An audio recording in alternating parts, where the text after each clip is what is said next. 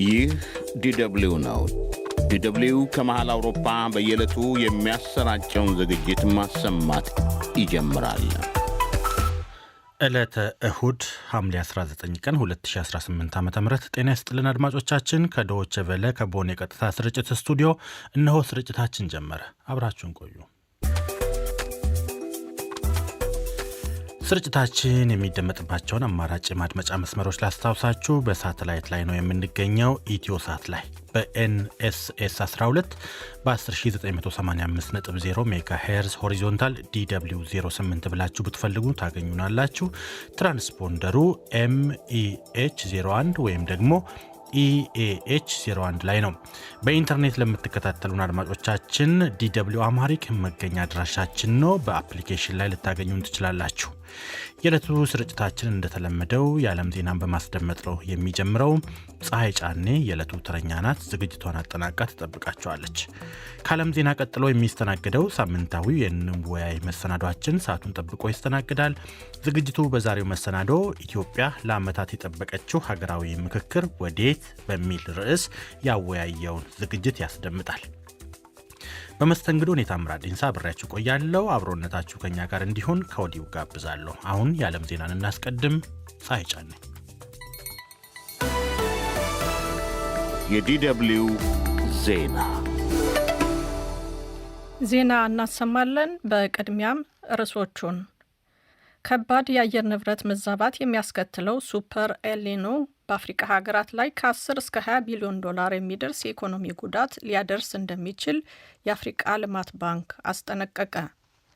ቅዳሜ ዕለት በበርሊን የተፈጸመው ጥቃት ከሽብር ጋር የተያያዘ መሆኑን የጀርመን ፖሊስ ገለጸ። በፈረንሳይ የተከሰተ የሰደድ እሳት 250 ሺህ በላይ ሰዎችን ከቤት ንብረታቸው አፈናቀለ። ብራዚል ከምርጫ በፊት የትራምፕ ባለስልጣናት ወደ ሀገሯ እንዳይገቡ ከለከለች። ብራዚል ሰሞኑን ለሁለት የአሜሪካ ልዑካን የታቀደ የቪዛ ጥያቄ ውድቅ ያደረገች ሲሆን የቪዛ ጥያቄው ውድቅ የሆነው ዋሽንግተን የብራዚልን ፕሬዝዳንታዊ ምርጫ ለመቅረስ እየፈለገች ነው በሚል ክስ ነው። ዜና በዝርዝር። ከባድ የአየር ንብረት መዛባት የሚያስከትለው ሱፐር ኤልኒኖ በአፍሪካ ሀገራት ላይ ከ10 እስከ 20 ቢሊዮን ዶላር የሚደርስ የኢኮኖሚ ጉዳት ሊያደርስ እንደሚችል የአፍሪካ ልማት ባንክ አስጠነቀቀ። ባንኩ እንዳለው በአስከፊው የአየር ንብረት ለውጥ ምክንያት ተጋላጭ ሀገራት ለከፍተኛ የሕዝብ ስደት ሊጋለጡ ይችላሉ። እንደ ባንኩ ትንበያ በኤልኒኖ የሚጎዱ ሀገራት የሀገር ውስጥ አጠቃላይ ምርት በአማካኝ ከ1 እስከ 2 በመቶ ሊቀንስ ይችላል። ይህም ሀገራቱ ለመሰረተ ልማት የወጡ ብድሮችን የመክፈል አቅምን የሚፈታተን ከመሆኑም በላይ የምግብ ዋስትናን አደጋ ላይ ይጥላል ነው የተባለው። በተጨማሪም ሀገራት ለተፈጥሮ አደጋው ምላሽ ለመስጠት በቂ ሀብት ስለሌላቸው ለጤና፣ ለትምህርትና ለሌሎች መሰረተ ልማቶች የተያዙ በጀቶችን ለመቀነስ ይገደዳሉ። በድርቅና በጎርፍ ምክንያት በተለይም እንደ ሱዳን፣ ደቡብ ሱዳን፣ ዲሞክራሲያዊ ሪፐብሊክ ኮንጎ፣ ሶማሊያ፣ ማሊና ቡሩንዲ እንዲሁም ናይጄሪያ ባሉ ሀገራት ከፍተኛ የህዝብ ስደት ሊከሰት እንደሚችልም ባንኩ በትንበያው አስጠንቅቋል። በተጨማሪም የበቆሎ ዋጋ እጥፍ ያህል ሊጨምር እንደሚችል፣ በሀብት ክፍፍል በተለይም በውሃና በግጦሽ መሬት ምክንያቶች ግጭቶች ሊባባሱ እንደሚችሉም ባንኩ አስጠንቅቋል።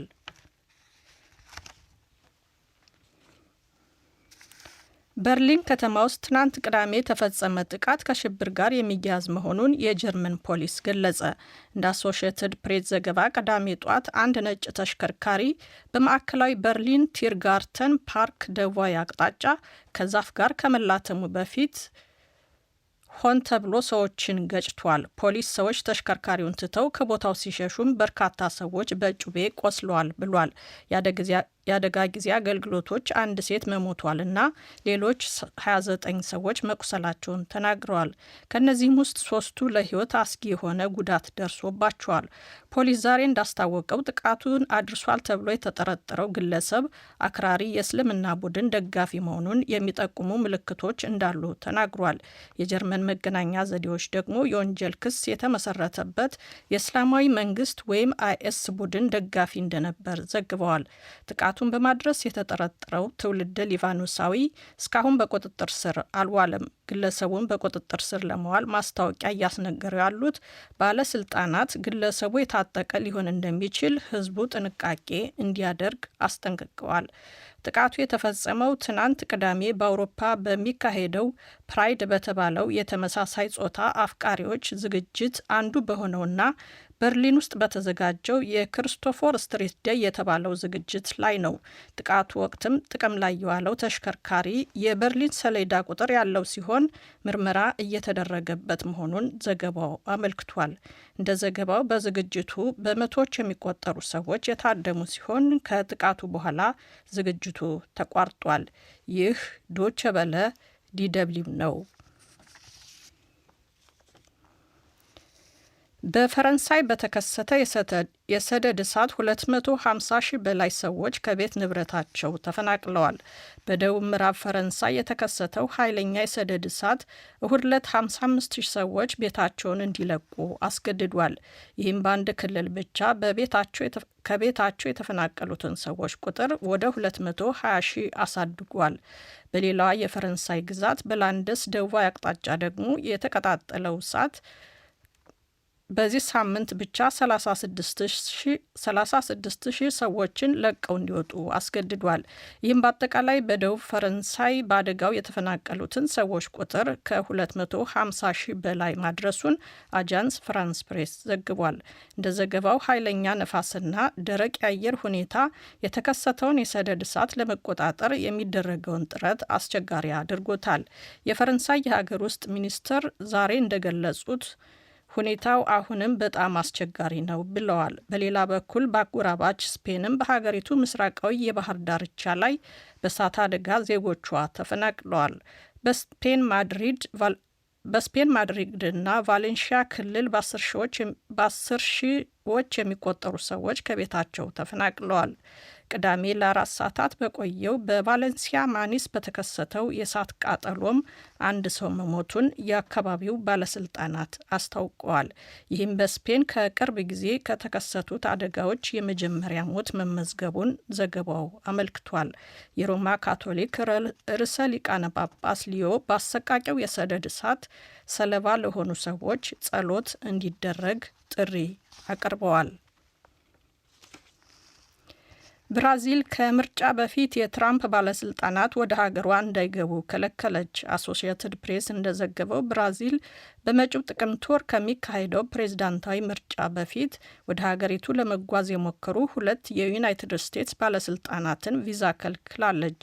የብራዚል የውጭ ጉዳይ ቢሮ ቃል አቀባይ ቅዳሜ ዕለት እንደገለጹት የአሜሪካ የውጭ ጉዳይ ሚኒስትር የዲሞክራሲና የሰብአዊ መብቶች ሰራተኛ እንዲሁም ጸሐፊ ራይሊ ኤም ባሪና ከአሜሪካ የውጭ ጉዳይ ሚኒስቴር ምክትል ረዳት ጸሐፊ ሳሙኤል ሳምሶን ቪዛ ጠይቀው ነበር። የልኡካኑ የቪዛ ጥያቄም አርብ ዕለት ውድቅ መደረጉን ቃል አቀባዩ ተናግረዋል። የቪዛ ጥያቄው ውድቅ የተደረገው ሁኔታውን በፖለቲካዊ መንገድ ለመጠቀምና የምርጫ ስርዓቱን ለማዳከም አዲስ ሙከራ እየተደረገ መሆኑን የሚያሳይ ማስረጃ በማግኘታቸው መሆኑን የብራዚል ባለስልጣናት ተናግረዋል። የአሜሪካ የውጭ ጉዳይ ሚኒስቴር ቅዳሜ ዕለት እንደገለጸው ባርነስና ሳምሶን ከነሐሴ 27 እስከ 30 ድረስ ወደ ደቡብ አሜሪካ ብራዚል ለመሄድ እቅድ ነበራቸው። በጉዟቸውም ከመንግስት ባለስልጣናት፣ ከሃይማኖት መሪዎችና ከሌሎች ጋር ስለ ፍትሐዊ ምርጫ፣ ስለ ሃይማኖት ነጻነትና ስለ ሀሳብን በነጻነት መግለጽ መብት ውይይት ለማድረግ አስበው ነበር። ጉብኝቱ የተለመደ እንጂ የሀገሪቱን የዲሞክራሲያዊ ምርጫ ለማዳከም አይደለም ሲልም የብራዚልን ክስ መሰረተ ቢስ ብሏል። እንደ ዘገባው ከዚህ ክስተት በኋላ ብራዚልና በአሜሪካ መካከል ያለውን የፖለቲካ ውጥረት የበለጠ አባብሷል። ይህ ዶቼ ቬለ ዲደብሊው ነው።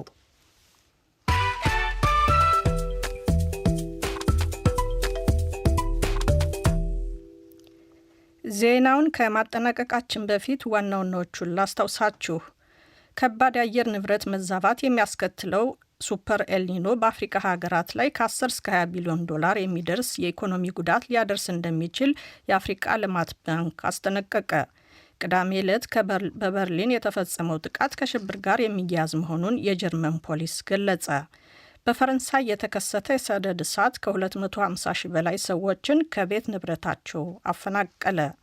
ብራዚል ከምርጫ በፊት የትራምፕ ባለስልጣናት ወደ ሀገሯ እንዳይገቡ ከለከለች። ብራዚል ሰሞኑን ለ2 የአሜሪካ ልዑካን የታቀደ የቪዛ ጥያቄ ውድቅ ያደረገች ሲሆን የቪዛ ጥያቄው ውድቅ የሆነው ዋሽንግተን የብራዚልን ፕሬዝዳንታዊ ምርጫ ለመቅረጽ እየፈለገች ነው በሚል ክስ ነው።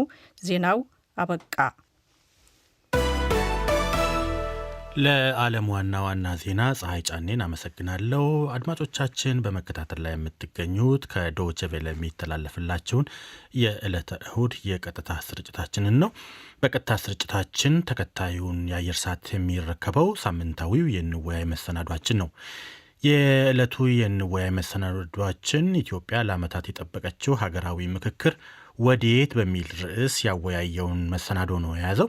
ሸዋዬ ለገሰ የመራችው ውይይት በርካታ ጥያቄዎችን አንስቷል። ተወያዮችም በርካታ ጉዳዮችን በውይይታቸው አንሸራሽረዋል። መልካም ቆይታ እንዲሆንላችሁ እንመኛለን። በፌስቡክ የቀጥታ ስርጭታችን የምትከታተሉ አድማጮቻችን በውይይቱ ላይ በቀጥታ መሳተፍ ትችላላችሁ። ሀሳብ፣ አስተያየት፣ ጥቆማ፣ መረጃ ያላችሁን ሁሉ ልታጋሩን ትችላላችሁ። መልካም ቆይታ። እንወያይ። ጤና ይስጥልኝ አድማጮች። ለበርካታ ዓመታት የኢትዮጵያ ፖለቲከኞችና ምሁራን ሀገሪቱ ብሔራዊ ውይይት እንደሚያስፈልጋት ሲያሳስቡ ኖረዋል። የዛሬ 4 ዓመት በገዢው ፓርቲ ብልጽግና ይሁንታ ለብሔራዊ ምክክር ኮሚሽን ተቋቋመ።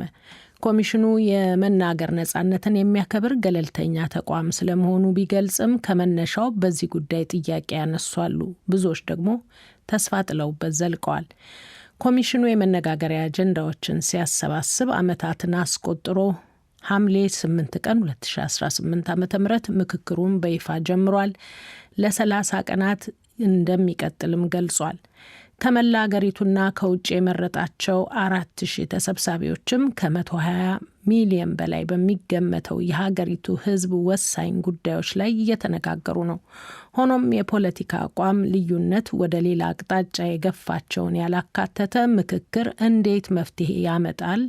ዛሬም የሚነሳ ጥያቄ ሆኗል። በተለይም በሀገሪቱ በአንድ ወገን ግጭትና ጦርነት እየተስተናገደ በሌላው በኩል ለብሔራዊ ምክክር መትጋቱ ውጤቱን የዞረ ድምር እንዳያደርገውም በሚል የሚሰጉ ጥቂት አይደሉም። ዘመናትም በተሻገሩ አወዛጋቢ ጉዳዮች ላይ ሲያኮረፉ ወገኖችን ሳያሳትፍ ከሚደረግ ውይይት እንዴት ውጤት ይገኛል ሲሉም ይሞግታሉ።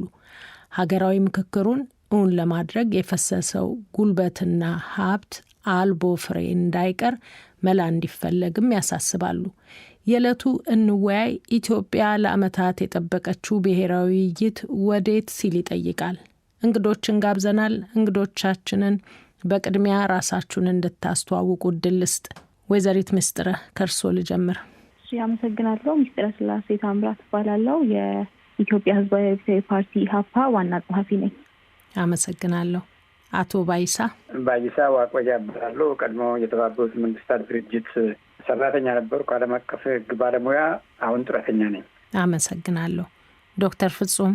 እሺ፣ እኔም አመሰግናለሁ ለድሉ። ፍጹም አቻሜለ እባላለሁ። የግል ጠበቃ ነኝ። የህግ ባለሙያ ነዎት። በህገ መንግስትም ጉዳይ ላይ የተሻለ እውቀት እንዳለዎት ነው የተረዳሁት። አመሰግናለሁ ማለት ይቻላል። አመሰግናለሁ። እንግዲህ በቅድሚያ በዚህ ርዕሰ ጉዳይ ላይ ለመወያየት ፈቃደኛ ስለሆናችሁ ሁላችሁንም። ብሔራዊ ምክክር ለዓመታት ብዙዎች ለኢትዮጵያ የተመኙት ጉዳይ ነው። ቀደም ሲል ቦታ ያልተሰጠው ይህ ወሳኝ መድረክ አሁን ተጀምሯል። እንዴት አያችሁት? ለመነሻ ሀሳባችሁን ባጭሩ አጋሩን። ቅድሚያ ለሴት ልስጥ። ወይዘሪት ምስጥረ። እንደገለጽሽው ነው የብሔራዊ ምክክር ጉዳይ ኢህአፓም ለዘመናት ሲያነሳ የኖረው ጥያቄ ነው። ምክክር መደረግ አለበት፣ ብሔራዊ እርቅ ያስፈልጋል ብለን እናምናለን። እዛ ላይ አቋማችን ትናንትም ዛሬም ነገም የማይቀየር ነው። ነገር ግን ምን አይነት ምክክር የሚለው ደግሞ መታየት አለበት ብለን እናስባለን። አሁን ያለው የሀገራዊ ምክክር ሂደት ውስጥ ተሳታፊ አይደለንም።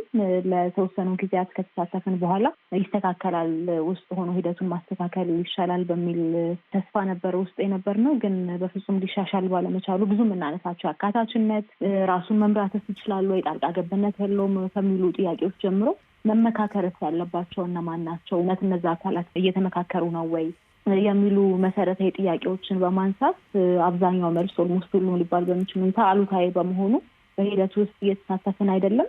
በጣም አደገኛው ነገር ግን እንዳልኩሽ ኢትዮጵያ ውስጥ ብዙ ጊዜ የዲሞክራሲ ልምምድ ብዙ የሰላማዊ ትግል አማራጮችንም ሆነ እንደዚህ አይነት ለምክክር ያሉ ከባድ ሀሳቦችን እንደ ፌሊየር እንዲቆጠሩ የሚያደርግ ሂደትም ነው አሁን ላይ ያለው። በእኛ አመለካከት ህዝብ በምክክር ላይ ያለውን እምነትም እንዲያጣ መሰረት የሚጥል የምክክር ሂደት ነው ብለን እናምናለን እና እኛ በሂደት ውስጥ የለንም። ሂደቱንም በአጭሩ የምንመለከተው በዚህ መልክ ነው።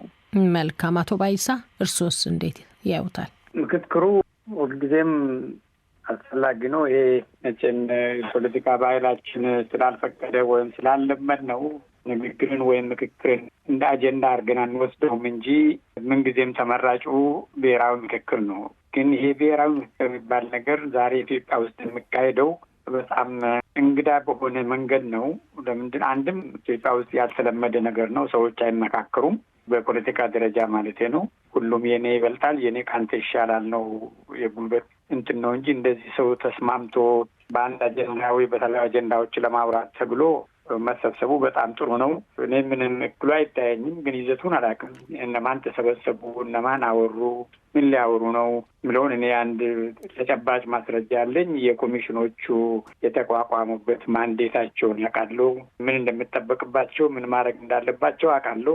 ግን በዛ መንገድ ሄደ ወይ አልሄደ ምን የማውቀው ነገር የለም ከውጭ ሆኜ። ዋናው ነገር ግን የድርጅቱን ወይም የኮሚሽኑን ማንዴት ጠንቅቄ ያውቃለሁ።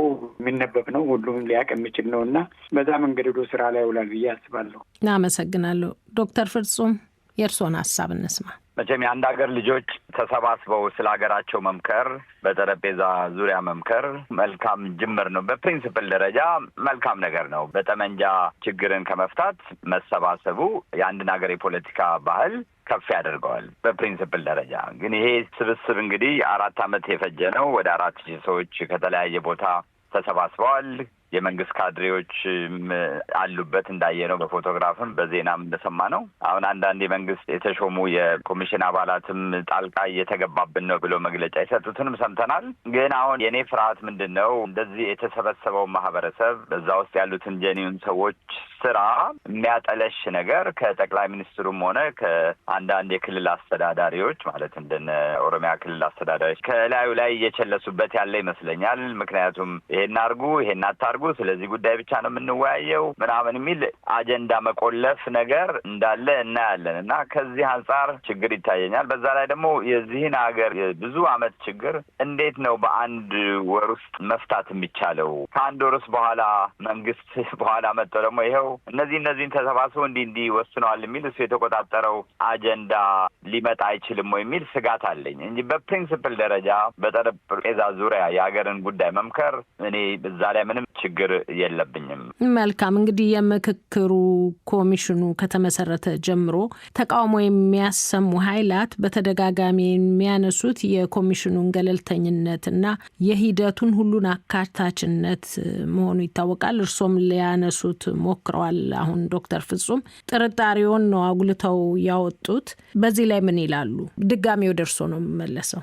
እንግዲህ ምንድን ነው አሁን ቢያንስ በሁለት ክልሎች አክቲቭ የሆነ ጦርነት አለ። በኦሮሚያ ክልል ተብሎ በተሰየመው፣ በአማራ ክልል ተብሎ በተሰየመው ኢትዮጵያውያንን በድሮንም በከባድ መሳሪያም የሚጨፈጭፍ የሚገድል ኢኮኖሚውን የሚገድል መንግስት አለ። በትግራይ ክልል ደግሞ እኔ እዚህ ውስጥም የለውበትም የራሴን ክልል ራሴ እያስተዳደርኩ ነው። መንግስት ገንዘብ ብቻ ይቁረጥልኝ አያገባኝም። በኢትዮጵያ ጉዳይ ባለፉት 8 ዓመታት አልተሳተፍኩም እና እንደውም ራሴን እንደ ሌላ ሀገር እቆጥራለሁ የሚል ኃይል አለ። ግን ጂኦግራፊካሊ በአንድ በኢትዮጵያ ክልል ውስጥ ነው ያለው።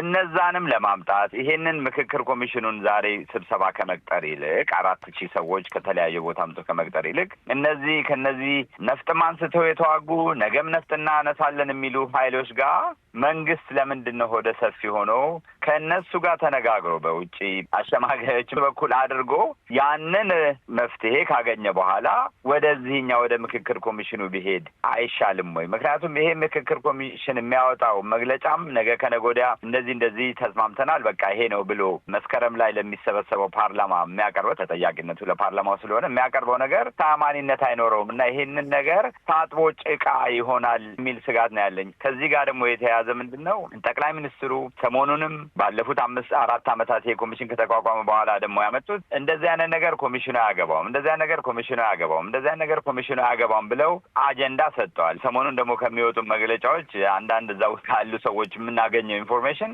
የብልጽግና ፓርቲ እነዚህ የሰበሰቡትን 4000 ሰዎች መሀል ገብቶ አጀንዳ እየሰጠ እጅ እየጠመዘዘ አይነት ነገር እንደሆነ እንሰማለን። እኔ መንግስት እንደጨነቀው ይገባኛል። መንግስት ብዙ ችግሮችን በራሱ መፍታት እንዳልቻለ ይገባኛል። እነሱም ገብቷቸዋል፣ እኛም ገብቶናል። በአጠቃላይ መንግስት ኮሚሽን የሚያቋቁመው እኮ ችግሩን ለብቻው መፍታት ስላልቻለ ነው። ይሄን መንግስትም አውቆታል። ግን እኔ ችግሩን ለመፍታት ያቋቋምኩት ኮሚሽን ከኔ ቁጥጥር ውጪ መውጣት የለበትም ብሎ ያስባል። አፈታቱ ግን ቅደም ተከተል አልተከተለም። መጀመሪያ እነዚህ ተዋጊ ኃይሎች ጋር ጀነራሎች የሚመሩት ጦር ከመላክ የምክክር ጀነራሎች ልኮ ከነዚህ ስብስቦች ጋር እምቢኝ ካሉ ኃይሎች ጋር በሸምጋዮች በኩል መደራደር ነበረበት እና ይሄ የሚያሰጋኝ ውጤት ታጥቦ ጭቃ እንዳይሆን መስከረም ላይ የሚል ነው። ወይዘሪት ምስጥረ እርሶስ ምን ይላሉ? ቅድም እንዳልኩት የምክክሩ ጉዳይ ከሚነሱበት ዋና በተለይ ፒላር ናቸው ብለን ከምናስባቸው ትችቶች ውስጥ የመጀመሪያ አካታችነት ነው። ማን ከማን ነው የሚመክረው? መምከር ያለበት አካል በእውነት እየመከረ ነው ወይ? ለዛ ስም ይሆን በቂ ዋስትና አለ ወይ? የምክክሩ ባለቤት መሆን ያለበትስ ገዢው ፓርቲ ነው ወይ? የሚሉ ጥያቄዎች እናነሳለን። እኛም አንድም ከምክክሩ ራሳችን ያገለል ነው በዛ ምክንያት ነው። አሁንም እንደተባለው ታጣቂ ኃይሎች በተለያየ ምክንያት ትክክለኛ ምክንያት ኖሯቸው ትጥቅ ያነሱ ኃይሎች በዚህ ምክክር ላይ ያሉም የፋኖ ኃይል በዩ፣ በትግራይ ያለ ህወሓት በዩ፣ የኦሮሞ ነጻነት ሰራዊት፣ ከዛ ደግሞ መቀመጫቸውን አዲስ አበባ ያደረጉ በሰላማዊ ትግል ያሉ ጄኒውን የሆኑ ተቃዋሚ የፖለቲካ ፓርቲዎች ኢህአፓን ብትጠሪ እነ ኦፌኮ በዚህ የምክክር ሂደት ላይ ያሉም እና በትክክል ጥያቄ ያላቸው ሀሳብ ያላቸውና አንድና አንድ አይነት ያልሆኑ በተለይ ከገዢው ፓርቲና በዙሪያው ካሉ እስላኔዎቹ ጋር አንድና አንድ አይነት ያልሆኑ መመካከር ይገባቸው የነበሩ አካላት ወደዚህ ምክክር አልመጡም። ያልመጡበት ደግሞ ምክንያት አለ። ምክንያቱ እንዳልኩት ዞሮ ወደ አካታችነት ይመለሳል። የኮሚሽነሮቹን ገለልተኝነት ከዚህ ቀደም ታስታውሺ ከሆነ የምክክር ኮሚሽኑ ሲቋቋም እነዚህን ጥያቄዎች ማንሳት ይቻላል፣ እነዚህ ጥያቄዎችን ማንሳት አይቻልም እየተባለ በጠቅላይ ሚኒስትሩ ጭምር ነበረ ርዕሶች ሲመረጡ የነበረውና ገለልተኛ ነው ብሎ ለመቀበል በጣም ይከብዳል እንደዚህ አይነት ርዕሶች የሚመረጡበትን ጉባኤ። ከዛም ደግሞ ተሳታፊዎቹን ስንመለከት እኔ የተወሰኑ ጊዜዎች በምክክሩ ዙሪያ ዘገባዎችን ሰርቻለሁ እና በደንብ ማለት አውቀዋለሁ ሂደቱን የነበረውንም ወደ ፓርቲ ፖለቲክስ ከመግባቴም በፊትና እያንዳንዱ ችግሮቹን ተናግረናል፣ እንዲፈቱ እንፈልጋለን። ሀገር በጦርነት አክቲቭ በሆነ ጦርነት ላይ ነው ያለች። በዚህ በኩል እየተመካከርኩ ነው እያልሽ በዚህ በኩል ንጹሐንን እየገደልሽ የሚሆን ነገር አይደለም። በዚህ በኩል ምክክር አዳራሽ ውስጥ ነን እየተባለ በዚህ በኩል ተቃዋሚ የፖለቲካ ፓርቲዎች ስለተቃወሙ ሰሩልን የሚል ቅስቀሳ አይሰራም እና የምክክር ሂደቱ ከመጀመሪያውን ፌል ያደረገ ነው። እንዲስተካከል ብዙ ርቀቶችን ሞክረናል እኛም ከማነጋገር ጀምሮ።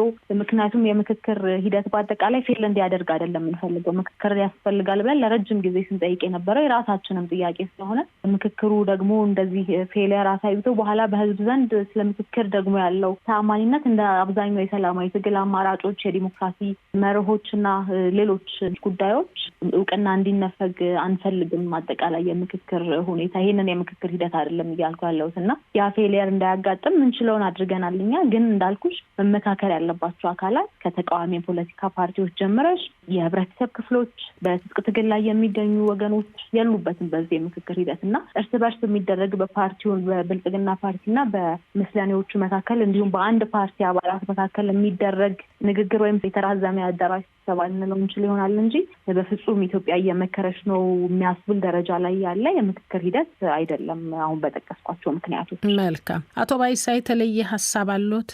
አዎ የተለየ ሀሳብ አለኝ። ይሄ የብሔራዊ ምክክር እነሱ ሀገራዊ ምክክር ነው የሚሉት ይመስለኛል።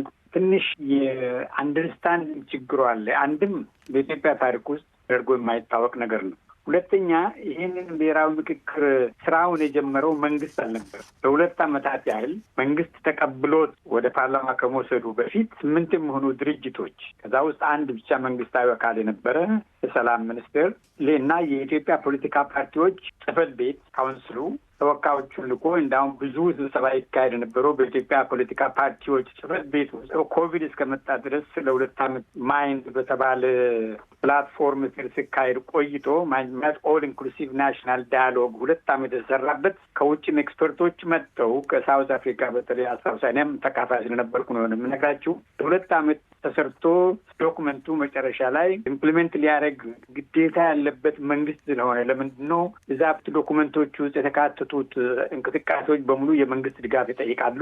ሎጂስቲክስ አለ፣ ሴኪሪቲ አለ እና ዓላማው ምንድን ነው? ሁሉንም የኢትዮጵያን ማህበረሰብ ያካተተ ማንም ከምንም ማለይበት እና የኢትዮጵያን አገረ መንግስት ሆና እንድትኖር እስከዛ ድረስ ያስቸገራት ምንድን ነው? ለምንድን ነው ዛሬ የማንነት ጥያቄ ጎልቶ ከሌሎች ጥያቄዎች ሁሉ በለጠ ሰዎች አሁን በብዙ ስንት የኢትዮጵያ ይህን ሁሉ ዓመታት ታሪክ ነው ያነበራት ሀገር እንደ አንድ ሀገር ሆና ለምንድን ነው በአንድ ባንዲራ የማንስማማው? በምንልክ ጥያቄ ለምን አንስማማም? የሃይማኖት ችግሩ፣ የቋንቋው ይህን ሁሉ ችግር ምን አመጣና ለዛሬው ችግር እየከተተንን ከድሮ ጀምሮ ሲደራረብ የነበረውን ችግር በብሔራዊ ምክክር ውስጥ ሶልቭ አድርገን ወደ ዛሬውም ችግር እንመጣለን ነው እንጂ የተቋቋመው አንፎርቹኔትሊ ፓብሊክ ሪሌሽን ችግር ስለነበረ ብሔራዊ ምክክሩ የተቋቋመው ለምን እንደሆነ ብዙን ሰው አያውቅም። ብዙዎቹ የወሰዱት የፖለቲካ ድርጅቶቹን ሰብስበው ከመንግስት ጋር ለማስታረቅ ነው እንደዚህ ነገር መሰላቸው፣ ግን አይደለም። በጣም ሰፊ ነው። ይህ የአሁኑ ችግር አንዱ ነው። አሁን በተለይ ጎላ ብሎ የሚታየው ህገ መንግስቱ ጉዳይ እሱ ከሺዎቹ አንዱ ጥያቄ ነው። ብዙ ነገሮች አሉ። ማህበረሰባችን ቅድም እንዳልኩ ራሱ ኢትዮጵያኖች ተብሎ በኢትዮጵያ ክልል የሚኖሩ ሰዎች በኢትዮጵያዊነታቸው ሙሉ በሙሉ ያምኑበታል ወይ?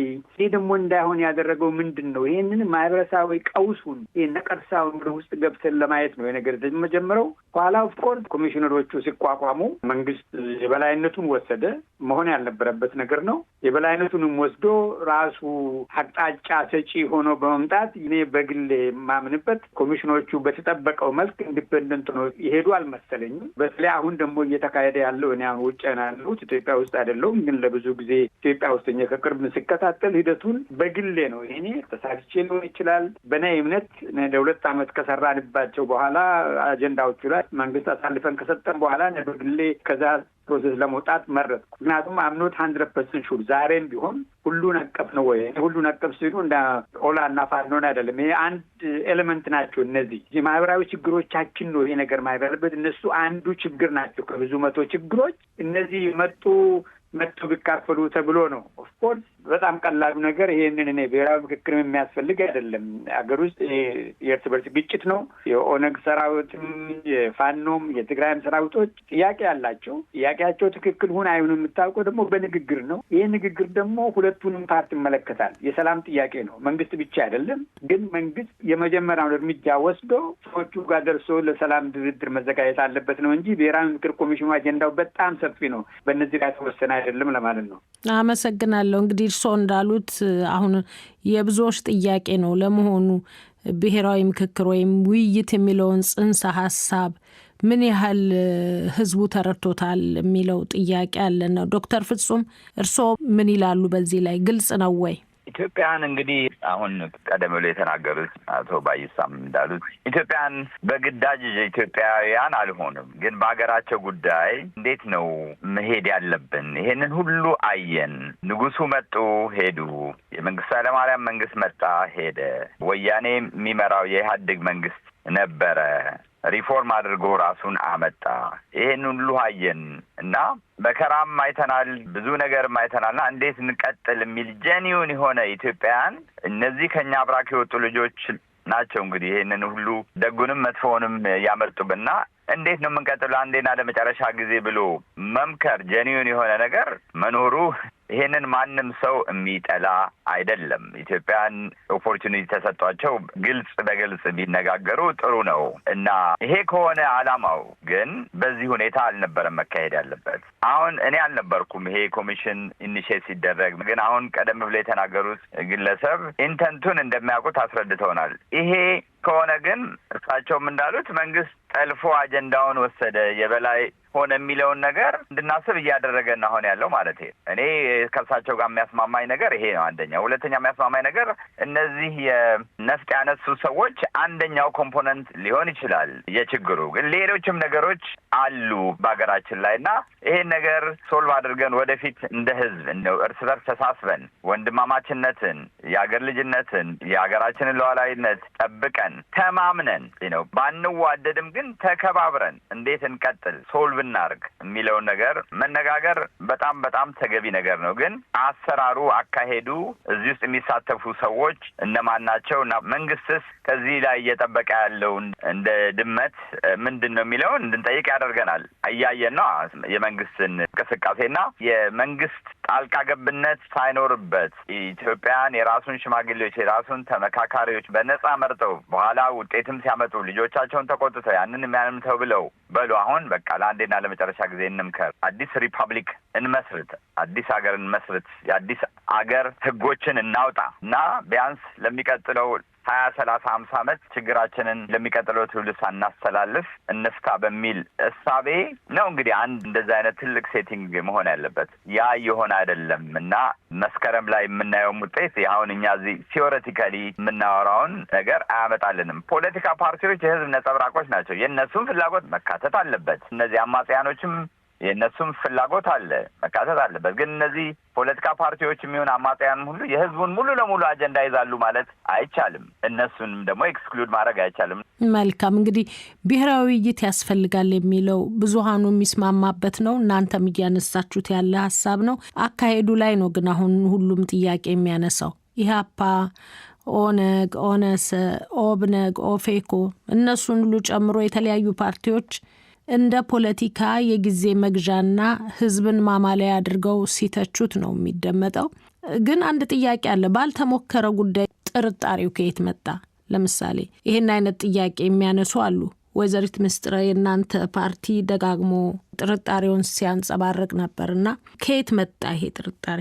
አንድ ነገር ይሰራል አይሰራም ብሎ ደግሞ ግዴታ በዛ ሴቲንግ ውስጥ ብቻ መሞከር አለበት ብዬ አላስብም። የተለያዩ ሀገራት የምክክር ሂደትን እናያለን። ከዛም ባለፈ ደግሞ አሁን መሬት ላይ ያለው አውድ ምንድን ነው የሚለው እናያለን። እንዳልኩሽ እኛ ከመጀመሪያ ጀምሮ ይሄ ነገር አይሰራም ብለን አይደለም ራሳችንን ያገለልነው። ውስጡ ሂደት ውስጥ ነበረን ለተወሰኑ ጊዜያት፣ ግን ውስጥ ሆነን አይተነዋል በደንብ። ፋውንዴሽኑ ልክ አይደለም። የገለልተኝነት ጥያቄ አለበት፣ የአካታችነት ጥያቄ አለበት፣ የተአማኒነት ጥያቄ አለበት እና ያን ሁሉ ያየነው ግን አሁን እንደተጠቀሰው ውጭ ሆነን ሳይሞከር ሳይሆን ውስጥ ሆነን ያሉን ሂደት አይተን ነው። መሰረቱ የተበላሸ ነገር በኋላ ሄዶ የሚያመጣው ውጤት ብዛም የተሻለ ይሆናል ተብሎ አይጠበቅም እና ከዛ አንጻር ውስጥ ሆኖ ሂደቱን በማየት ባለድርሻ አካላት ቅድም እንዳልኩት ተሳትፈዋል ወይ የሚለውን ጥያቄ በመጠየቅ ገለልተኝነት አለው ወይ፣ ራሱን በራሱ ችሎ ማስተዳደር የሚችል ነው ወይ፣ እንዳልኩሽ ከጣልቃ ገብነት ነፃ ነው ወይ የሚለውን ነገር በማየት ያለውን ሁኔታ ስንገመግም ሂደቱ ትክክለኛ አይደለም፣ መሰረቱ በትክክል አይደለም። መጨረሻ ላይ ሄዶም ደግሞ ተጣሪነቱ ለተወካዮች ምክር ቤት ነው እና ተወካዮች ምክር ቤት ደግሞ ከዚህ በፊት ምናልባት 95% ልንችል ይሆናል በገዢው ፓርቲ የተያዘው። አሁን ግን 100% በገዢው ፓርቲ ስር ነው ያለው እና እነዚህን ሁሉ ነገሮች ስደምሪ ስቀንሺ ያለው ሁኔታ ብዙ ረጅም ጉዞ የሚያስኬድ ለሀገር ዘለቄታዊ ሰላም የሚያመጣ ዘለቄታዊ ደህንነት የሚያመጣና ብሔራዊ እርቅን ለማምጣት የሚያስችል አቅም አለው ብለን ስላላመንን ነው በዛ ውስጥ ያለ ነው። ይሄ ደግሞ የኛ ብቻ አቋም ሳይሆን በዛ የምክክር ሂደት ውስጥ ተሳታፊ ያልሆኑ ነገር ግን ተሳታፊ ባለመሆናቸው የምክክር ሂደቱ አንድ እርምጃ እንዳይራመድ ያደረጉ አካላት ያደረጉ ስል በውንጀላ መልክ ሳይሆን ትክክለኛ ምክክር ባለመደረጉ በሂደቱ ውስጥ የሌሉ አካላት ባለመኖራቸው ረጅም ርቀት የሚያስኬድ ጉዳይ አይደለም። ዘለቄታዊ መፍትሄ የሚያመጣ ጉዳይ ስላይደለ ውስጥ ሆነን አይተነው ነው። እኛ ሞክረናል። ፋውንዴሽኑን በደንብ አይተናል። ለማስተካከል ሞክረናል። ብዙ ንግግሮችን አድርገናል። ገለልተኛ ሆኖ በትክክል ለታለመለት ዓላማ እንዲውልና እኛ ስንጠይቅ የነበረው ትክክለኛ የብሔራዊ ምክክርና የብሔራዊ እርቅ አውድ ጋር እንዲጣጣ ብዙ ነገሮችን አድርገናል። ግን መሰረቱ የተበላሸ ነገር ብዙ ርቀት የሚያስኬድ ስላልሆነ ነው እኛም ራሳችን ያገለል ነው። መልካም እንግዲህ የምክክር ኮሚሽኑ ከህዝብ ሰበሰብኳቸው ያላቸውን በሺዎች የሚቆጠሩ ሀሳቦች ጨምቆ 8 ዋና ዋና የመነጋገሪያ ምሰሶች ያላቸውን ይፋ አድርጓል። ከነዚህ ውስጥ የሀገር ግንባታ ጉዳይ አለ፣ የሀገረ መንግስት መዋቅርና አይነት አለ፣ የፌዴራል ከተሞችን አስተዳደር እንዲሁም የሃይማኖት ጉዳዮችን የሚመለከት የተዘረዘሩ ወደ 8 ነጥቦች አሉ።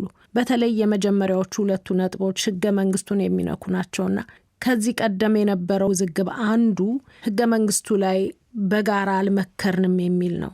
የተለያዩ ያኮረፉ ኃይሎች አልፈው ተርፈው በትጥቅ የሚፋለሙ በአሁኑ ጊዜ አሉ። እነሱ ባልተካፈሉበት የተለየ ነገር ይጠበቃል ወይ? አቶ ባይሳ እስቲ ሀሳቡን ባጭሩ ያጋሩን። ኦኬ፣ 2 ነገር ነው። አንድ በእኔ እምነት ኮሚሽኑ በታለመለት መሰረት ምን አይነት ተደራሽነትን የነበረው አላውቅም እንጂ አጀንዳዎችን አሰባስበዋል። ይሄ ትልቁ ማንዴቱ ነው። ግን ህዝብ አሁን በተሳሳተ መንገድ ይመስለኛል። የህዝቡ ኤክስፔክቴሽን ምንድን ነው? አሁን ተሰብስበው 1500 ናቸው ስንት ሰዎች መጥቶ ውሳኔ የሚያስተላልፉ አይነት በድምፅ ብቻ ምናምን መስሎን፣ ያ ከሆነ እጅግ በጣም የስህተት መንገድ ነው። ኮሚሽኑ አጀንዳውን አሰባስቦ ለውሳኔ ያቀርባል እንጂ እሱ ሊወስን አይችልም። ማንዴቱም የለውም፣ አቅሙም የለውም። የኮሚሽኑ 11 ኮሚሽነሮች ስለ ብሔራዊ ምክክር ኮሚሽን ጠቢባን ስለሆነ ያለ የተመረጡት አጀንዳውን ለማሰባሰብ ብሎ ሁሉን አካታቸው ነው። ከ11ዱም ክልል ሁሉም እንግዲህ ክልሎቹን ለማዳረስ ተብሎ የተመረጡ ናቸው። ከዚህ በኋላ ነው ስራው ምንድን ነው? የእነዚህን አጀንዳዎች በዚህ ዙሪያ መፍትሄ ሀሳብ ለማቅረብ የሚችሉ ጠቢባንን መመልመል ነው። ይሄ እንኳን ከኢትዮጵያ ውጭ ሊያደርስ ይችላል። ገና ነው ስራው። ህዝቡ ግን ምንድን ነው ወሰደው? ልክ እንደ ፓርላማ የተሰበሰቡ ሰዎች በተነሱ 8 አጀንዳዎች ላይ ውሳኔ የሚሰጡ ነው። እንደዛ ከሆነ ይሄ ትልቅ ስህተት ነው። ኮሚሽኑም ይህን ለማድረግ አስበው ከሆነ መንግስትም ደግሞ በዚህ አሳበው ከኮሚሽኑ ውሳኔ ጠብቆ ከሆነ በእኔ ግምት ትክክል አይደለም፣ ህጋዊም አይደለም። ስለዚህ በዛ ሁለቱ ስለ አገረ ብሔር ምስረታና ስለ ህገ መንግስቱ ራሱ ውይይቱ ብዙ እንግዲህ ላለፉት 35 ዓመታት ህገ መንግስቱ አይመለከተንም፣ ሲመጣም አልነበርንበትም የሚሉ አሉ። ህገ መንግስቱ በአንድ ብሔር ላይ ያነጣጠረ ነው፣ ስለዚህ ሳይሆን የተሞላበት አይደለም፣ ይሻሻል። ይህን የምናውቀው ጉዳይ ነው። ልክ ነው። ህገ መንግስቱ ጉድለቶች ያሉበት መሻሻል አለበት። በዛው ልክ ደግሞ ህገ መንግስቱ አሻሻል የሚሉ አካላት እንዳሉ ደግሞ ማወቅ አለብን። ሆኖም አሁን ፍርሃቴ እነዚህ የተሰበሰቡ ሰዎች ኮሚሽኑ ያሰባሰባቸው የኢትዮጵያ ውስጥ 86ቱ ብሔረሰብ ተወካዮች ናቸው የተወለዱት ሰዎች ህገ መንግስቱን ለመንካት መብቱም እውቀቱም ጥበቡም የላቸውም። ይሄ የነሱ ስራ አይደለም፣ መሆንም የለበትም። እኔ በጣም አዝናለሁ። ይሄ እንደዚህ ተወስዶ አሁን የሰበሰቡ ሰዎች ህገ መንግስቱ ላይ ይሄኛው አንቀጽ ይሻሻል ያኛው ይሻሻል ብሎ እርምጃ ከወሰዱ አንድም ይህ ህገ መንግስታዊ ነው፣ ህገ መንግስቱን የሚጻረር ነው ሂደቱ። ሁለትም ደግሞ ህገ መንግስት ጥበብ ስራ ነው። ዝም ብሎ ሰዎች እጅ በማንሳት ብቻ 51% መረጠ ብሎ የሚያልፍ ነገር አይደለም። አዋቂዎች፣ ህግ አዋቂዎች፣ ፖለቲካ ባለሙያዎች፣ በጣም የኢኮኖሚ ባለሙያዎች ብዙ ነገር ያካትታል። ህገ መንግስቱ የራሱ መንገዶች አሉት እንዴት እንደሚሻሻል። አንቀጽ 104 105 ግልጽ አስቀምጦታል። እና ከዛ ውጭ ህገ መንግስቱ ለማሻሻል ወይ ሀሳብ ለማቅረብ አንዲት ነጥብ 4 ነጥብ እንኳ ከዛ ለማዞር እና ጠላ ሰረዝ ወይ ድርብ ሰረዝ ለማድረግ ህገ መንግስቱ አይፈቅድም። ከዛ ውጭ እንግዲህ ይሰራል ከተባለ በጣም አሳዝናኝ ላለው እስከዚህ ድረስ ነው የማውቀው። መልካም ዶክተር ፍጹም እንግዲህ ይሄ ህገ መንግስት 31 ዓመት ሆኖታል። ይሄ ህገ መንግስት እንዴት እንደተጻፈ በህይወት ያለን ሰዎች እናውቀዋለን። አጀንዳቸውን በዛ የህገ መንግስት ኮንቬንሽን የዛሬ 32 ዓመት እነማን ተሰብስበው ምን እየተባለ እንደተጻፈ እናውቀዋለን። ነፍጠኛ እየተባለ ማስ ሲወርድበት እንዲህ ነው እየተባለ ልክ ኢትዮጵያ ሌላ ሀገር እንደሆነች ማለቴ በቃ ኢትዮጵያን የገነባት ሀገር ከ1994 በፊት የነበረችው ኢትዮጵያ በቃ ሙሉ ለሙሉ ሲኦል እንደነበረች መሪዎቿ ይሄንን እንትን ያሉት ሰዎች ምን አይነት ሰዎች እንደሆኑ እየተወገዘ ማንን አግልሎ በእነማን እሳቤ እንደተጻፈ እናውቀዋለን። ባለፉት 35 ዓመታትም ደግሞ ምን አይነት መዓት እንዳወረደ ይሄ ህገ መንግስት ለተለያዩ ሰዎች መብት ሰጠው ማለት ነው። ማለት ለክልል በሉ ለወረዳ በዩ ይሄን ህገ መንግስት ተመርክዞ አይደለ እንዴ ከቡራዩ ሲባረር፣ ከወለጋ ሲባረር፣ ከአሩሲ ሲገደል በአይናችን ያየን። ስለዚህ ይሄን ህገ መንግስት እንደሌላ አንየው ማለቴ ነው። እና ይሄ ህገ መንግስት አግልሎን የተጻፈው ምናምን ብቻ ሳይሆን ገሎን የተጻፈው እየገደለንም ነው የሚሉ ሰዎች ሲሪየስ የሆነ ኬዝ አላቸው። ይሄን እንደ መግቢያ ካልኩ በኋላ ይሄ ህገ መንግስት ይሻሻል ተብሎ ሺዎች ሲጮሁ ይሄ ህገ መንግስት ካልተሻሻለ ልናልቅ ነው ልንበተን ነው የሚሉ ስብስቦች ተነስተው ብዙ ጊዜ ሞክረዋል። ዶክተር አብይም ሲመጣ አሻሽለዋል ይሄን ህገ መንግስት ብለዋል። ይሄ ህገ መንግስት እንዴት እንደሚሻሻል ያው ብዙ የህግ አዋቂዎችን ባያውቁትም አሁን አቶ ባይሳም እንዳነሱ ሌሎቻችንም ይህን ህገ መንግስት የምንከታተል ሰዎች እንዴት ይሄ ህገ መንግስት እንደሚሻሻል ጽፎታል። እንዳይሻሻል ተደርጎ የተጻፈም ህገ መንግስት ነው። እውነቱን እንነጋገር ከተባለ 104 እና 105 ካየ ነው ማለት። ምክንያቱም ይሄ ህገ መንግስት ለአንድ ሰው ለአንድ ስብስብ እንዲበጅ ተደርጎ ነው የተጻፈው። ግን ይሁን እንጂ አሁን ጊዜው መጥቷል። ይሄን ህገ መንግስት ለማሻሻል ወይም ቀዶ ለመጣል ጊዜው መጥቷል። ይሄ ደግሞ የተሰባሰበው ስብስብ ይሄን ህገ መንግስት አንቀጽ አይደለም የሚለውጠው። አቶ ባይሳው ቆየበ እንዳሉት አንቀጽ አይደለም የሚለውጠው። ይሄ ስብስብ ከተሰጠው አጀንዳ አንጻር የህገ መንግስት ማሻሻያ ሀሳቦችን ማቅረብ ይችላል፣ ያቀርባል። አቶ ባይሳ እንዳሉት ከዛ በኋላ ነው እንግዲህ ፓርላማ ቀርቦ ፓርላማው በ2/3 አጽድቆት ከዛ ወደ ክልል ምክር ቤቶች ሄዶ ክልል ምክር ቤቶች አጽድቀው ተመልሶ መጥቶ ያ ሳይክል እንዳለ ነው ተጽፏል። በትክክለኛው መንገድ እንግዲህ በዛም መንገድ እንሄድ ካልም ማለት ነው። ግን ይህ ስብስብ የህገ መንግስት ማሻሻያዎችን አያቀርብም፣ ዝም ብሎ ተሰብስቦ ነው የሚሄደው የሚለው ነገር ከእውነታው የራቀ ነው። ምክንያቱም ዶክተር አብይም ይሄን እንደሚፈልግ ተናግረዋል። ኮሚሽነሮችም ሲነጋገሩበት ነበር። ውስጥም አሁን ያሉ ሰዎች እንደሚነግሩና በሚዲያም በምንም እንደምንሰማው የህገ መንግስት ማሻሻያ ሀሳብ አንደኛው የዚህ ምክክር ኮሚሽን አጀንዳ ነው። የምንፈልገውን አይነት ማሻሻያ ያመጣል፣ እሱን የምናየው ነገር ነው። መንግስት የሚፈልጋቸው ነገሮች እንዳሉ ይታዩናል። አዎ ይታዩናል። ህገ መንግስቱን ለመንካት መብት የላቸውም። ህገ መንግስቱን አንቀጽ አይደለም የሚቀይሩ፣ ግን የማሻሻያ ሀሳብ ይዘው ይወጣሉ። ያ የማሻሻያ ሀሳብ ለህዝቡ የሚበጅ ነው የማይበጅ ነው የሚለውን በኋላ የምናየው ነገር ነው። ግን ይሄ ኮሚሽን ሀሳብን ማመጣ አላመጣ ይሄ ህገ መንግስት ብዙ ችግር ከማምጣት ባለፈ ያሉትን ችግሮች ሊፈታ አልቻለም። ያን ያልቻለበት ምክንያት ደግሞ ከራሱ ከህገ መንግስቱ አጻጻፉ ከጅምሩም፣ ሁለተኛ ያንን ህገ መንግስት ከሚተገብሩም ሰዎች ምክንያት ነው። ህገ መንግስት እንደው ለማጠቃለል ያህል ማህበራዊ ውል ነው፣ ወይም ደግሞ ሩሶ እንደሚለው ሶሻል ካንትራክት ነው። የመንግስትን መብት ስልጣን ይሰጣል፣ የመንግስትን መብት ይገድባል፣ የህዝብን መብት ይሰጣል፣ የህዝብን ደግሞ ግዴታዎችንም ያስቀምጣል። በህዝቦች መካከል ህዝቦችን የሚያስተሳስር ገመድ ክር ነገር ነው። ያንን ደግሞ ህዝብ መክሮ ይሄ ይገባኛል፣ ይሄን ጣሉልኝ፣ ይሄን አልፈልግም፣ ይሄን ጨምሩልኝ የማለት መብት አለው። 31 ዓመት ሙሉ ህዝቡ መብት አላገኘም። አሁን ጊዜው ነው ይሄን ህገ መንግስት የመለወጥ። ይሄ ኮሚሽን ይሄንን የማሻሻያ ሀሳብ አያቀርብም ብሎ ማሰብ እኔ የዋህነት ይመስለኛልና ከሚያቀርባቸው ነገሮች አንዱ ይሄ ነው ብዬ ነው የማስበው። አቀረበም ግን አላቀረበም ይሄ ህገ መንግስት መሻሻል አለበት ብዬ ነው የማስበው። መልካም። እንግዲህ ቀደም ሲል እናንተም እንዳነሳችሁት በተለያዩ አካባቢዎች ኢትዮጵያ ውስጥ ግጭት፣ ጦርነቶች መካሄዳቸው ይሰማል። ወደ ግጭት የሚያመሩ ፍጥጫዎችም የዓለም አቀፉ ማህበረሰብ ሳይቀር ትኩረት ስበዋል። ከዚህ በመነሳትም የምክክሩ ውጤት የሚያሳስባቸው ጥቂት አይደሉም። ኢህአፓ አንዱ ነው።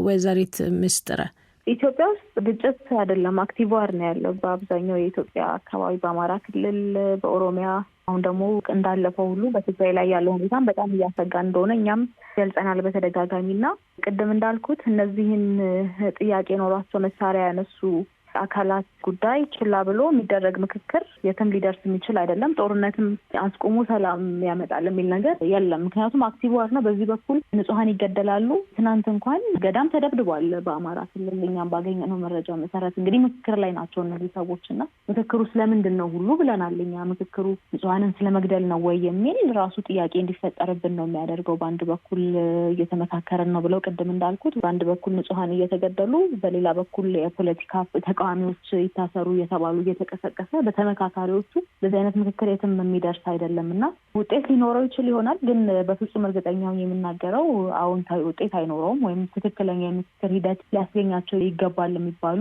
ማስገኘት ያለበትን አይነት አዎንታዊ ውጤት በፍጹም አይኖረውም። አንዱን ጥሎ አንዱን አንጠልጥሎ የሆነ ነገር ስለሆነ ምክክሩም ደግሞ እየተካሄደ ያለው አንድና አንድ አይነት በሆኑ አካላት መካከል ማለትም በገዢው ፓርቲና በዙሪያው ባሉ ምስለኔዎች መካከል የሚደረግ ምክክር ስለሆነ ልክ ነው አይነት ነገር ነው እንጂ በፍጹም የተለያዩ ድምጾች የሚሰሙበት ምክክር አይደለም ብለን እናምናለን። ቅድም እንዳልኩት ትግራይ በዚህ ምክክር አልተወከለችም። በአማራ ክልል በህዝብ የተወከለ አካል በዚህ ምክክር ውስጥ እየተሳተፈ አይደለም። አዲስ አበባ ያሉ የፖለቲካ ፓርቲዎች፣ ሀገር አቀፍ የፖለቲካ ፓርቲዎች፣ ጄኒውን ተቃዋሚዎች ጥያቄ ያሏቸው እየተሳተፉ አይደለም። የኦሮሞ ነጻነት ሰራዊት የለም። ትክክለኛ የኦሮሚያ ውክልና ያለው አካል ማን ነው የሚለውን እንድንጠይቅ ያደርጋል። ኦብነግ የለበትም እና አብዛኛው ተቃዋሚ ኃይል የሌለበት ምክክር ነው። አካታች አይደለም፣ ገለልተኛ አይደለም። ቅድም የዘረዘርኳቸው ምክንያቶች አሁንም ላለመድገም ነው። ግን ውጤት ሊኖረው እንኳን ቢችል በፍጹም አዎንታዊ ውጤት አይኖረውም።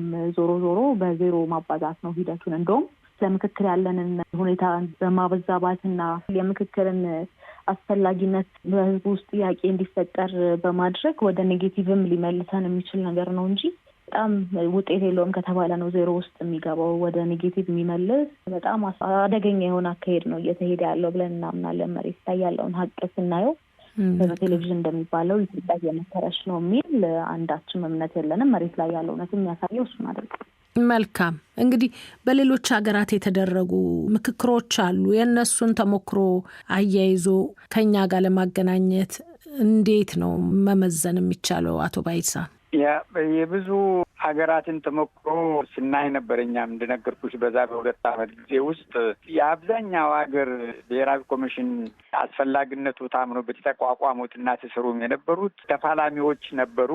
ብዙውን ጊዜ ከፖለቲካ ስልጣን ጋር የተያያዘ ነው። እኛ ግን ይሄንን ብሔራዊ ምክክር ኢትዮጵያ ውስጥ ስንጀምር ያኔ ፋኖም አልነበረም። በነገራችን ላይ ግጭት የነበረው ከኦላና ያው ቲፒኤልኤፍ ደግሞ ግጭትም አልነበረም። ያኔ ኢትዮጵያ ውስጥ አገር ብሔር ለመመስረት ያለው ችግር ምንድን ነው? ለምንድን ነው የህዝብ ዛሬ ማንነት ጎልቶ የታዩ ብላ ብዙ ሶሻል ችግሮች ነበር የተነሱት ከፖለቲካው ጭምር። የፖለቲካ ችግሮችም ነበሩ።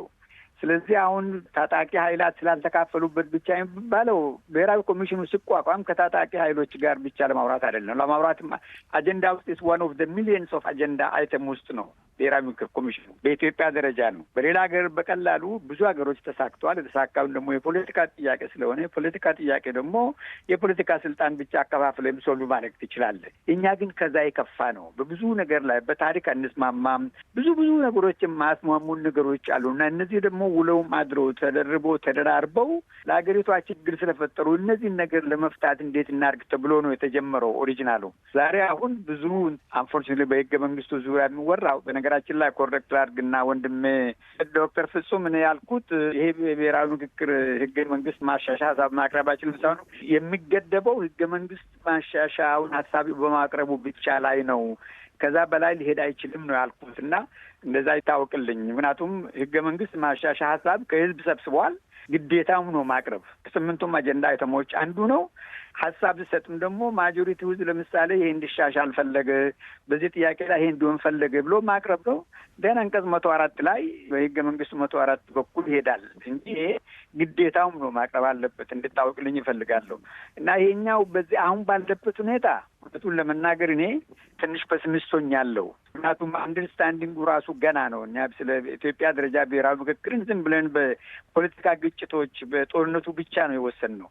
የስ ዛሬ ትልቁ የኢትዮጵያ ችግር የጦርነት ነው። ይሄ ስለ ኢኮኖሚ ሳይሆን ነፍሳት ይጠፋሉ። ኢትዮጵያኖች የተጋደሉ ነው። የእርስ በርስ ጦርነት እየተካሄደ ነው እና ይሄንን ለማስፈን ራሱ የቻለ መካኒዝም ያስፈልጋል። ይሄ ብሔራዊ ምክክር ሳይሆን የፖለቲካ ድርድር ነው። ይሄ ብሔራዊ ኮሚሽን ደረጃም አያስፈልግም እኮ ሌላ ሀገር ላይ ተዋጋ ይላታሉ። መንግስት አስቀድሞ እርምጃ መውሰድ አለበት፣ ግዴታ ነው። ይህን ሁልጊዜ ደጋግማለሁ። መንግስት የመጀመሪያ እርምጃ ወስዶ ለእርቅ ቤቱን ክፍት ማድረግ አለበት። እንዳውም ኢኒሺዬቲቭ ወስዶ ለሰላም መሟገት አለበት። ምክንያቱም ሰላም ሲኖር ለመንግስትም ጥሩ ነው፣ ለነጋዴው ጥሩ ነው፣ ለሁሉም ጥሩ ስለሆነ ሰላምን የማይፈልግ አካልንም እና መንግስት ይህንን ከብሔራዊ ምክክር ኮሚሽኑ ውጪ ብሔራዊ ኮሚሽን ሳያስፈልገው መስራት ነበረበት። መንግስት ጊዜ ነው የምለው ነው የመጀመሪያ እርምጃ መውሰድ ያለበት መንግስት ነው። እነዛ ወጡ ናቸው። ስለዚህ ብሔራዊ ምክክርም ሳይኖር ፖለቲካ ግጭታችንን ሶልቭ ማድረግ እንችላለን ባይነኝ ነኝ። ግን ይሄ አስፈልግም ማለት ሳይሆን ብሔራዊ ምክክር ኮሚሽኑ በጣም ሰፊ አጀንዳዎች አሉት ከዚህ ከፖለቲካ ጥያቄ ውጭ እጅግ በጣም ብዙ እና እንደሱ እንድታወቅልኝ እፈልጋለሁ። አመሰግናለሁ። ዶክተር ፍጹም የእርስዎን ሀሳብ እንስማ እስቲ በዚህ ላይ። ኢትዮጵያ እንግዲህ የብዙ ሺህ ዓመት ሀገር ናት። ስትሰፋ ስትጠብ የቆየች ሀገር ናት። በዓለም እውቅና ያላት ሀገር ናት። ችግሮች አሉባት። በተለያየ ጊዜ ችግሮች አሉባት። እነዛን ችግሮች በተለያየ መንገድ የሚመጡት መንግስታት፣ ህዝብ ምንም ሲፈታ ነበረ። የሌሎች ሀገሮች ለምሳሌ የደቡብ አፍሪካን ብናይ ምን ብናይ ከኛ የተለየ ችግር ያለባቸው ሀገሮች ናቸው። እነሱም እንደዚህ እንደ ምክክር አይነት ነገር ፒስ ኤንድ ሪኮንሲሊዬሽን ምናምን አድርገዋል። እኛ ግን ኢስታብሊሽ ሊሆን አገር ነን። ችግር አለብን። አዎ ችግር አለብን። ግን ኦልሬዲ እንደዚህ ሆነን የኖርን አገር መስዋዕትነት ከፍለን አያት ቅድመ አያቶቻችን ያቆምናት አገር ላይ በሰላም እርስ በርስ ተዋደን ሶሊዳሪቲ ፈጥረን የውጭ ኃይልን ብቻ ተባብረን መውጋት ሳይሆን የራሳችንም ችግር ተባብረን ሶልቭ እናርግ የሚል አይነት ኢኒሺዬሽን ከሆነ ይዞ የመጣው ይሄ ብሔራዊ ኮሚሽኑ አሁን አቶ ባይሳ እንዳሉት መልካም ነበር። ግን አሁን የጠለሸ ይመስለኛል ማለት ነው። አሁን የሌሎች ሀገርን ተሞክሮ ሰምቷል፣ ይሰማል፣ ሄዶም እንዳየ እንደጎበኘ ሰምተናል። ግን እኛ ከሌሎች ሀገሮች ለየት ያልነን እና ችግርም ካለብን እኛው ራሳችን የፈጠርነው ችግር ነው። እኛው ራሳችን የምንወጣው ከሌሎችም ተሞክሮ ብንወስድም ግን ራሳችን የምንወጣው ነገር ነው። ቆመናልም እንደዚህ ሆነን ማለት ይህን ያህል 100 ዓመታት እና አሁንም በጣም ቦነፋይድ የሆነ ቅን ልቦና ካለ እነዚህን ችግሮችን መፍታት እንችላለን። ማነቆ የሆነብን እኔ እንደሚመስለኝ በየጊዜው የሚመጡ መንግስታት ናቸው። እኔ ያውቅልሃለሁ የሚሉት መንግስታት ናቸው። ዛሬም ይሄ ኮሚሽን ከነዚህ እስከ ዛሬም ከነበሩት እኔ ያውቅልሃለሁ ከሚሉ መንግስታት ጫና የተላቀቀ አይመስለኝም እንጂ እስቲ ኢትዮጵያን ይሄን ያህል ዓመት ስንዋጋ ኖር እንደዚህ ኖር እስቲ ችግራችንን ሶልቭ እናድርገው ብሎ ከዚህ አሁን አቶ ባይሳ ካነሱት ከፖለቲካ ውጪ ያሉ ችግሮቻችንንም ፖለቲካውንም አንድ ላይ መፍታት ብንችል ጥሩ ነው። እንደዚህ አይነት ኦፖርቹኒቲ ቢኖረን ግን እኔ ስጋት አለኝ። አሁንም መስከረም ላይ የምንፈልገውን አናገኝም የሚል ትልቅ ስጋት አለን እንጂ እንደው እርስዎ አሁን በዚሁ ላይ መፍትሄ ሀሳብ እንዲሰጡ ነው ስጋት አለኝ ብለው ደጋግመው ነው የተናገሩት እና ምንድን ነው መፍትሄው? ምንድን ነው መደረግ ያለበት አዎንታዊ ነገር እንዲኖር አሁንም መታረም የሚችል ነገር ካለ? እንግዲህ አንደኛው መጀመር ያለበት ያው ይሄንን ህዝብን የሚያስተሳስረውን ህገ መንግስት መከለስ አለበት። ይሄንን እኔን የተመረጡት ከዚህ በኋላ 5 ዓመት 10 ዓመት እገዛለሁ የሚል ምርጫው እንዴት እንደተካሄደ እናውቃለንና ድፍረት ካለ ይሄንን ስልጣን ላይ ያለውን መንግስት ገለል አድርጎ ሌላ ሁሉንም አካታች መንግስት የሚቋቋምበትን ፕሮፖዛልን ቢያቀርብ ህገ መንግስት ማሻሻያ ቢያቀርብ እና ኢትዮጵያውያንን ከዚህ ከብሔርና ከጎጥ ልዩነት ወጥተው እንደ ኢትዮጵያን ወንድማማችነትን አዳብረው ቋንቋ ይናገሩ፣ ያን ቋንቋ ይናገሩ፣ ከዚህ ብሔር ይሁን ከዚህ ያንን ነገር ትተው በየቤታቸው ትተው እንደ ኢትዮጵያን በወንድማማችነት ተሳስረው ችን ትልቅ ሀገር ወደፊት ደግሞ ትልቅ ሆና እንድትቀጥል የሚያደርግ ሜሞራንደም ነገር ቢያዘጋጅ እነዚህ ሶስቱን ነገሮች የያዘ ለእኔ እንደኔ ፖዚቲቭ ነገር ነው ብዬ ነው የማስበው። በጣም አመሰግናለሁ። አቶ ባይሳ እርስዎም እስቲ የተሻለ ውጤት ወይም በጎ ነገር እንዲመጣ ከዚህ ምን መደረግ አለበት ይላሉ ባጭሩ? ከዚህ ከኮሚሽኑ ስብሰባ ከሆነ እንደነገርኩሽ ነው፣ ቅድም እንዳልኩት ነው። ከነሱ የሚጠበቀው አጀንዳዎቹን ሰብስቦ ፓክ አድርገው ለሚመለከቱ አካል ማስተላለፍ ነው። የትልቁ ስራቸው ነው። ለወደፊት ግን በሰበሰቡት አጀንዳ ልክ ጠቢባንን አሰልፈው ችግራችንን ማህበረሰባዊ ችግራችንን ወንድምም እንዳለው እዛ ላይ አጉልቶ ለማሳየት የሚመለከታቸውን ጠቢባንን አማክሮ መፍትሄ ማግኘት ነው። ስለ ህገ መንግስቱ ግን አሁንም የምለው ብዙ ጊዜ የምንስተው ሰዎች ህገ መንግስቱ እኔ በግሌ አልነበርኩም አላውቀውም፣ ግን ህገ መንግስት ኢትዮጵያ ውስጥ አሁን ሳየው ህገ መንግስቱን የሚጠሉ ያሉት አይነት የሚደግፉትም አሉ።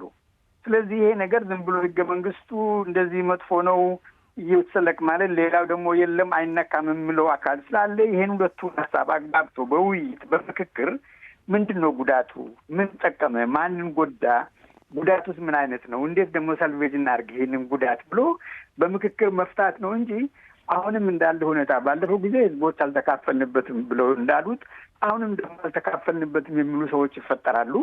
ከዛም በላይ ደግሞ እንድንቀይር የማይፈልጉ ሰዎች አሉና በጣም ኮምፕሊኬትድ ነው። ግን መሰረቱ የሁሉም ይሄ ምክክር ትንሽ ሰፋ አድርጎ ሰዎች ጠቢባንን ህዝብን ማሳተፉ ጥሩ ነው። ግን ባለሙያዎች እዚህ ጠቢባን የምላቸው እኔ ባለሙያዎችን ነው። ባለሙያዎች ተሰብስበው በዚህ ጉዳይ ላይ ቢያወሩ ቅንነት ካለበት የማይፈታ ነገር የለም። ህገ መንግስቱ እውነት ማንን ጎዳ? ለምንስ ታሰበ? ጉዳቱ ምን ለማግኘት ነው? በድንገት ሳይታወቅ ነው ጉዳቱ ወይስ ሆን ተብሎ ኢንቴንሽናሊ ነው ጉዳቱ? ከሆነስ ከዚህ እንወጣለን ብለን መምከር አለብን። የኢትዮጵያ ህዝብ፣ በተለይ የህግ ባለሙያዎች፣ ፖለቲከኞች በዚህ በመንግስት ጉዳይ ላይ በቅንነት ተሰብስበው መምከር አለባቸው። መልካም ብሎ እንደሱ ነው ሀሳብ። መልካም አመሰግናለሁ።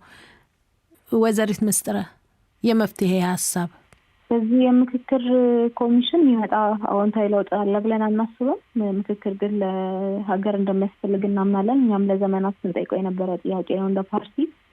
ስለዚህ በትክክል ሁሉን አቀፍ የሆነ ንግግሮችና ድርድሮች እንዲሁም ደግሞ ሀገራዊ ምክክር ያስፈልጋል ብለን እናምናለን እና በአጭሩ መፍትሄያችንን ለማስቀመጥ በትክክል የምክክርን ትክክለኛ ማዕቀፎች እና ፒላሮች ያሟላ አዲስ የምክክር ሂደት በኢትዮጵያ ውስጥ መጀመር አለበት እንጂ ይህንን ለማስተካከል መሞከር በተበላሸ ነገር ውስጥ ገብቶ መዳከር ስለሚሆን ብዙም የተለየ ለውጥ ያመጣል ብለን አናስብም። እንዳልኩት ከመሰረቱ ጀምሮ የተበላሸ ጉዳይ ስለሆነ ስለዚህ በአጠቃላይ አዲስ የምክክር ሞዴል ለኢትዮጵያ ያስፈልጋል፣ ምክክር መካሄድ አለበት ብለን እናምናለን። ይሄኛው በፍጹም ሙሉ በሙሉ ኔግሌክት መደረግ ያለበት እንደሆነ ነው የምናምነው። በጣም ነው የማመሰግነው ሶስታችሁንም ለጊዜያችሁና ለጠቃሚ አስተያየቶቻችሁ አመሰግናለሁ። እኔም ሸዋ እየለገሰና ተወያዮቹን በአድማጮቻችን ስም ከልብ አመሰግናለሁ። የማጠቃለያ ዜና። ከባድ የአየር ንብረት መዛባት የሚያስከትለው ሱፐር ኤልኒኖ በአፍሪካ ሀገራት ላይ ከ10 እስከ 20 ቢሊዮን ዶላር የሚደርስ የኢኮኖሚ ጉዳት ሊያደርስ እንደሚችል የአፍሪካ ልማት ባንክ አስጠነቀቀም። ትናንት ቅዳሜ በበርሊን የተፈጸመው ጥቃት ከሽብር ጋር የሚያያዝ መሆኑን የጀርመን ፖሊስ ገለጸ። በፈረንሳይ የተከሰተው የሰደድ እሳት ከ250 ሺህ በላይ ሰዎችን ከቤት ንብረታቸው አፈናቀለ። ብራዚል ከምርጫ በፊት የትራምፕ ባለስልጣናት ወደ ሀገሯ እንዳይገቡ ከለከለች። ማጠቃለያው ዜና በዚያው በቃ። እንግዲህ አድማጮቻችን የዕለቱ ስርጭታችንም ወደ መገባደዱ እየተቃረበ ነው። በቀጥታ ስርጭታችን ሀሳብ፣ አስተያየት፣ ጥቆማ፣ መረጃ በመስጠት ከኛ ጋር ለነበራችሁ ሁሉ ምስጋናችን ትልቅ ነው። በአጠቃላይ በስርጭቱ ላይ ታዳሚ ለነበራችሁ ቤተሰብ ምስጋናችን ይድረሳችሁ። የነገ ሰው ይበለን። በያላችሁበት ጤና ይስጥልን።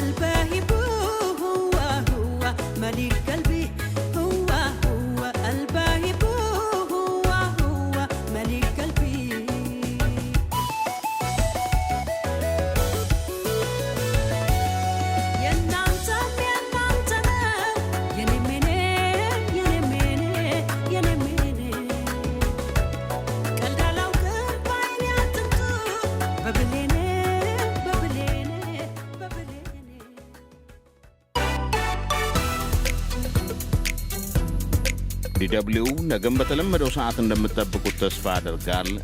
ለዛሬው ደህና ሁኑ።